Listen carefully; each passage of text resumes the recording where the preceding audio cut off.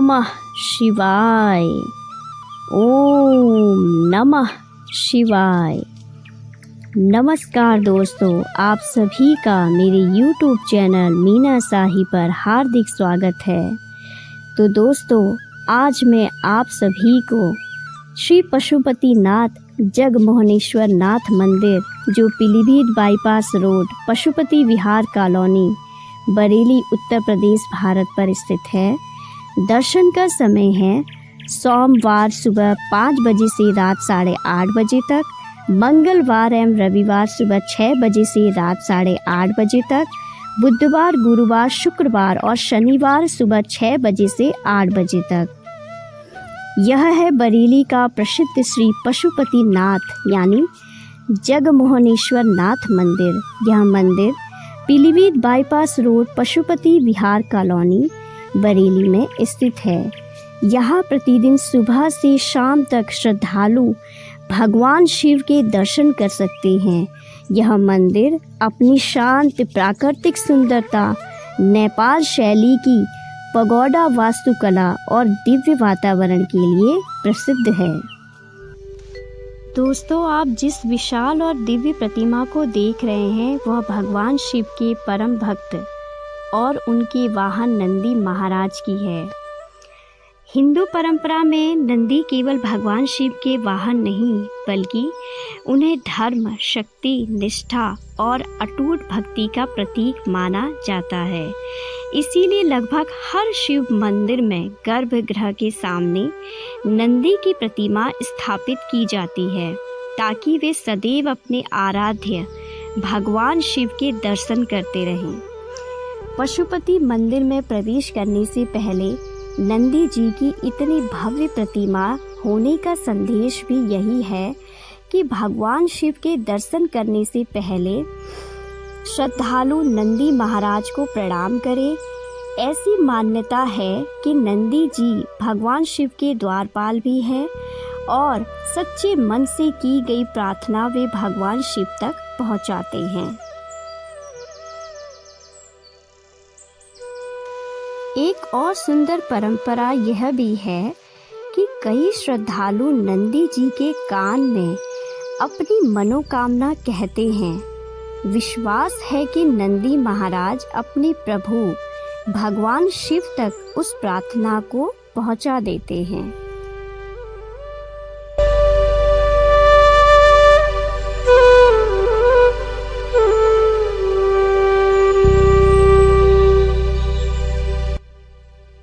नंदी जी की दिशा हमेशा शिवलिंग की ओर होती है, जो इस बात का प्रतीक है कि सच्चा भक्त हर क्षण अपने आराध्य में ही लीन रहता है।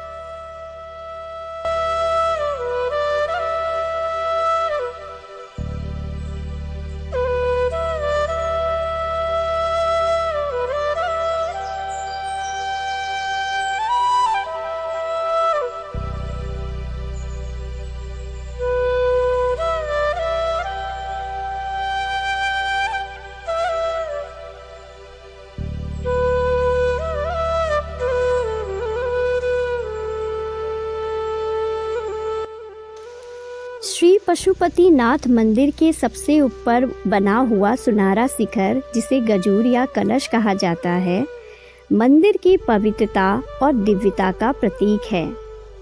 हिंदू मंदिरों में कलश को समृद्धि, मंगल और ईश्वर की कृपा का प्रतीक माना जाता है।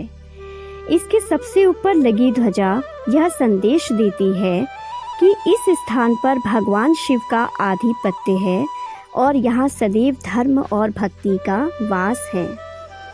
इसका निर्माण नेपाल की प्रसिद्ध पैगोडा शैली में किया गया है। इसमें एक के ऊपर एक ढलानदार छतें बनाई जाती हैं, जो भगवान की ओर ऊंचाई और आध्यात्मिक उन्नति का प्रतीक मानी जाती हैं। यह शैली नेपाल के प्रसिद्ध पशुपतिनाथ मंदिर की पहचान है। इसीलिए बरेली के इस मंदिर में भी उसी शैली को अपनाया गया है।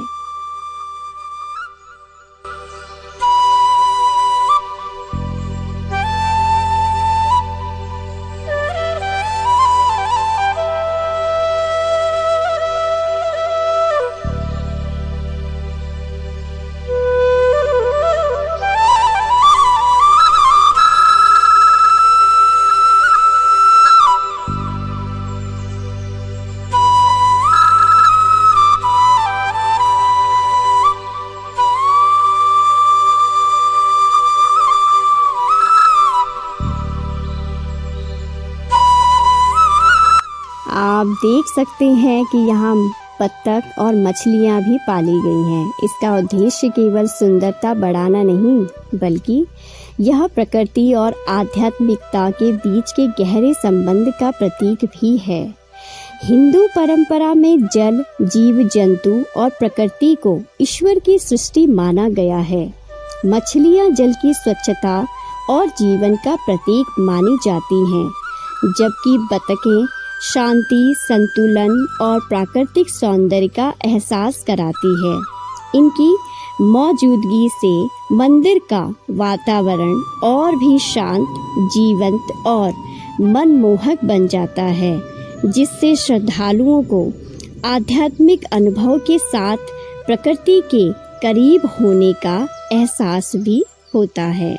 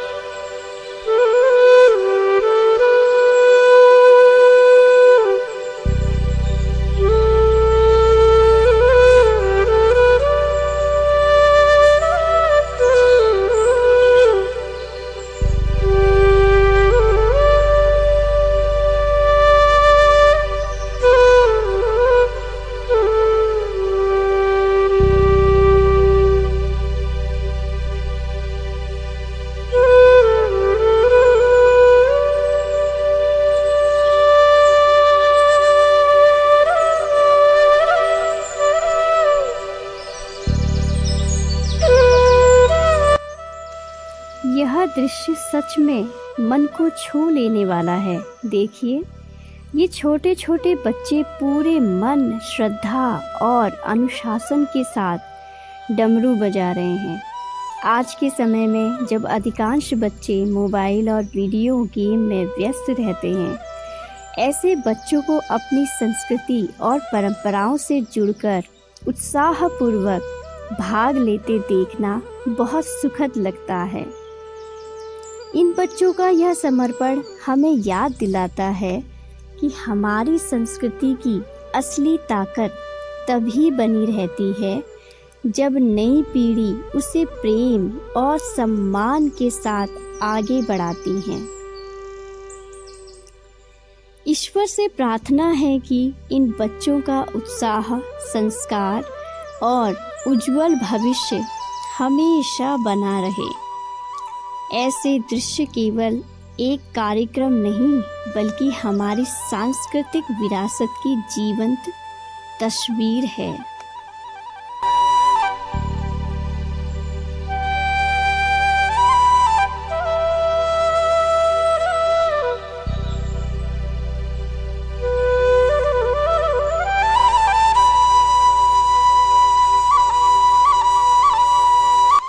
जरा इन बच्चों का उत्साह देखिए। इतनी छोटी उम्र में लगातार लगभग आधे घंटे तक पूरे जोश, ताल और एकाग्रता के साथ डमरू बजाना आसान बात नहीं है। यह केवल संगीत नहीं, बल्कि उनकी श्रद्धा, अनुशासन और समर्पण का अद्भुत उदाहरण है। इन बच्चों का उत्साह सच में प्रेरणादायक है। इन्हें देखकर लगता है कि हमारी परंपराएं आज भी नई पीढ़ी के दिलों में जीवित हैं। ऐसे बच्चों और उनके माता पिता तथा गुरुओं को दिल से प्रणाम, जिन्होंने इन्हें अपनी संस्कृति से इतनी सुंदर तरीके से जोड़ा है। भगवान भोलेनाथ की कृपा इन सभी बच्चों पर सदैव बनी रहे।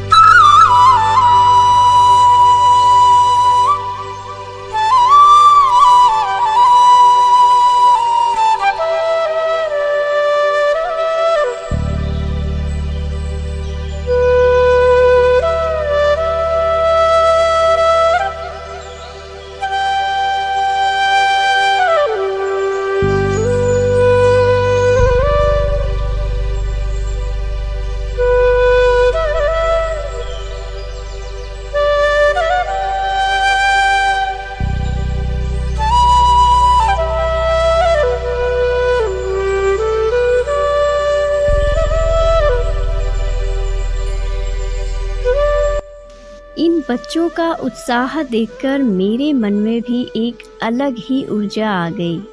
जब मैंने उन्हें पूरे मन से भगवान की आराधना में डमरू बजाते देखा, तो लगा कि मैं भी अपनी ओर से कुछ समर्पित करूं।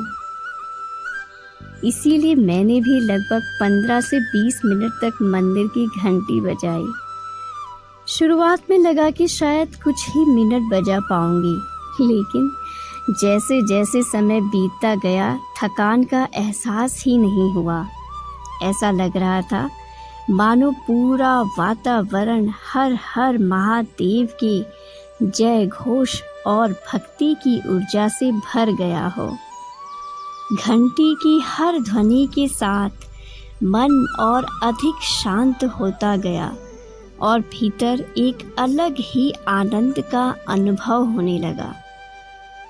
मुझे लगा कि सच्ची भक्ति बड़े बड़े कामों में नहीं, बल्कि ऐसे छोटे छोटे समर्पण के भाव में भी होती है।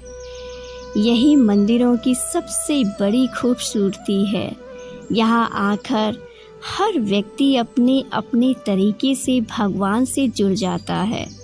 मेरे लिए यह सिर्फ एक वीडियो नहीं बल्कि एक ऐसी याद है जिसे मैं हमेशा अपने दिल में संजो कर रखूंगी।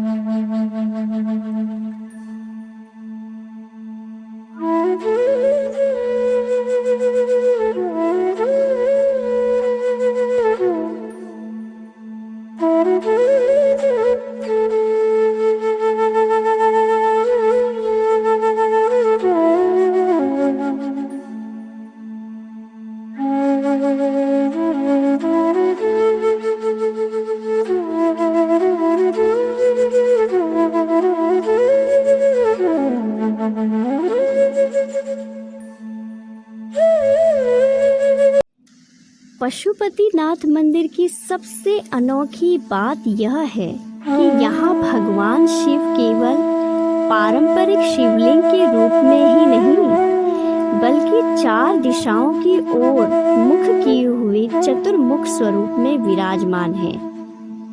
यह स्वरूप भगवान शिव की सर्वव्यापकता का प्रतीक माना जाता है, अर्थात वे हर दिशा में हर जीव पर समान कृपा और संरक्षण रखते हैं। पशुपतिनाथ में भगवान शिव चतुर्मुख स्वरूप में विराजमान हैं। चारों दिशाओं में उनके 4 मुख हैं और प्रत्येक मुख एक विशेष दिव्य गुण का प्रतीक माना जाता है। पूर्व दिशा का मुख तत्पुरुष जो आत्मज्ञान, योग और आध्यात्मिक जागृति का प्रतीक है। दक्षिण दिशा का मुख अघोर जो भय का नाश करने वाला, परिवर्तन और बुराइयों का अंत करने वाला स्वरूप माना जाता है। उत्तर दिशा का मुख वामदेव जो करुणा, सौंदर्य, संरक्षण और जीवन में संतुलन का प्रतीक है। पश्चिम दिशा का मुख सधोजात जो सृष्टि, नई शुरुआत और सृजन शक्ति का प्रतीक माना जाता है। इन चारों स्वरूपों का संदेश यही है कि भगवान शिव सृष्टि के हर पहलू में विद्यमान है। वे सृजन भी है, संरक्षण भी है, परिवर्तन भी और आत्मज्ञान का मार्ग भी। यही पशुपतिनाथ की सबसे अनोखी और दिव्य विशेषता है। हर हर महादेव।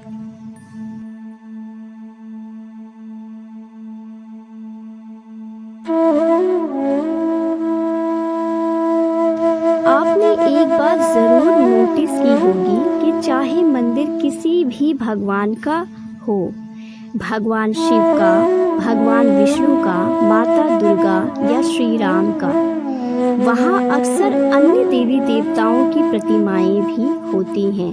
ऐसा इसलिए क्योंकि सनातन परंपरा में देवी देवताओं को एक ही परम सत्य के अलग अलग स्वरूप माना जाता है। हर देवता किसी विशेष शक्ति, गुण या दिव्य कार्य का प्रतीक है। इसीलिए मंदिर में अनेक देवी देवताओं की उपस्थिति यह संदेश देती है कि ईश्वर एक है, लेकिन उनकी अभिव्यक्तियां अनेक हैं। भक्त जिस रूप में श्रद्धा रखते हैं उसी रूप में ईश्वर की आराधना कर सकते हैं। यही कारण है कि एक शिव मंदिर में गणेश जी, माता पार्वती, नंदी, हनुमान जी या भगवान विष्णु की प्रतिमाएं भी मिल सकती हैं। इसका उद्देश्य यह बताना है कि भक्ति में भेद नहीं बल्कि समन्वय है। यही सनातन संस्कृति की सबसे सुंदर विशेषताओं में से एक मानी जाती है। विविधता में एकता और सभी दिव्य स्वरूपों के प्रति सम्मान।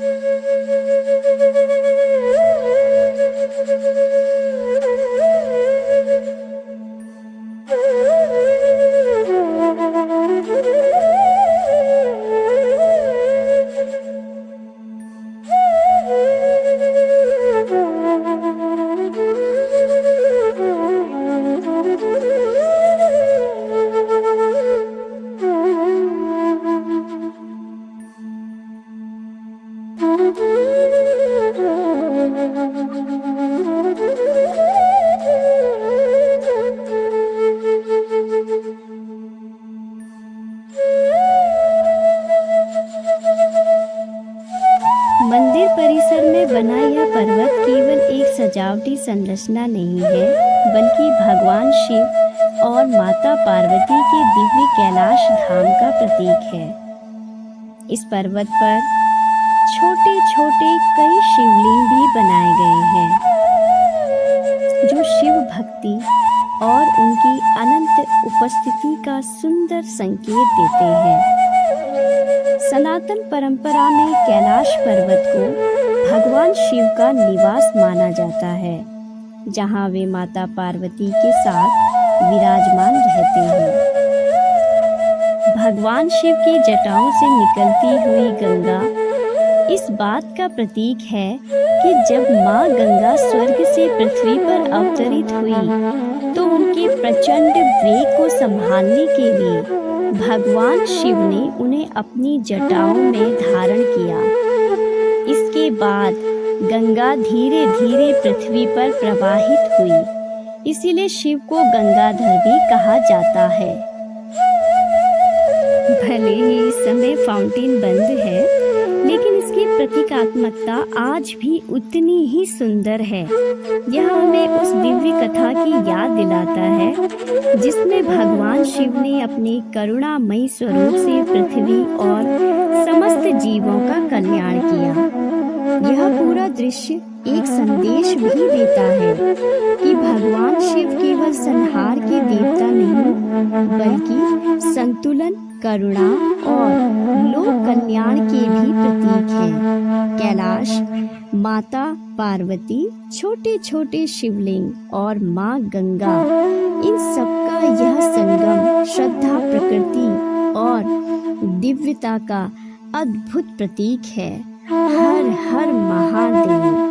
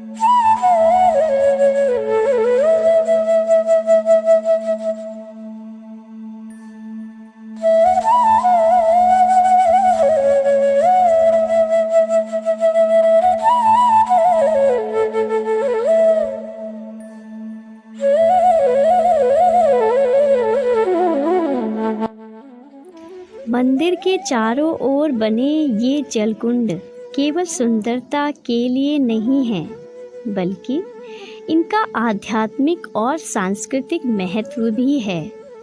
सनातन परंपरा में जल को पवित्रता, जीवन और शुद्धि का प्रतीक माना जाता है। इसीलिए प्राचीन मंदिरों के आसपास अक्सर तालाब या कुंड बनाए जाते हैं।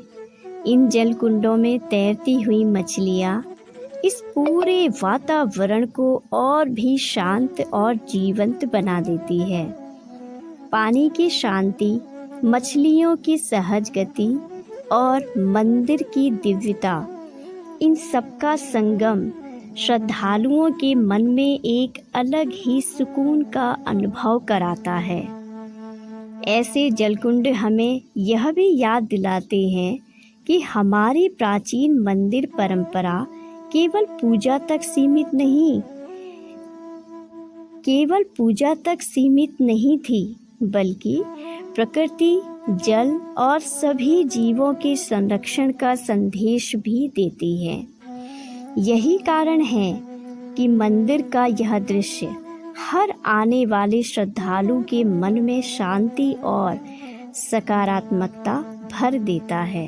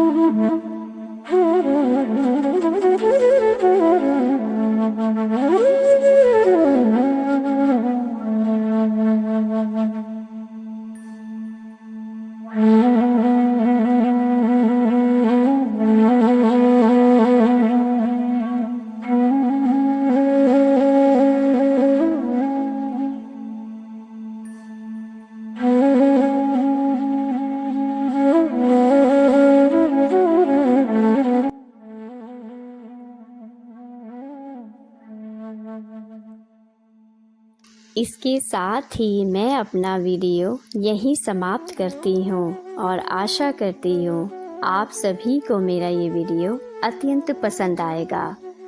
हर हर महादेव। और प्लीज़ मेरे चैनल को सब्सक्राइब करना ना भूलें और मेरी वीडियो को लाइक कमेंट करना ना भूलें। बोलो शिव शंकर भोलेनाथ की जय। बोलो माता रानी की जय। ओम नमो चंडिकाय नमः। ओम नमो महाकाली नमः। ओम नमो भगवती नमः।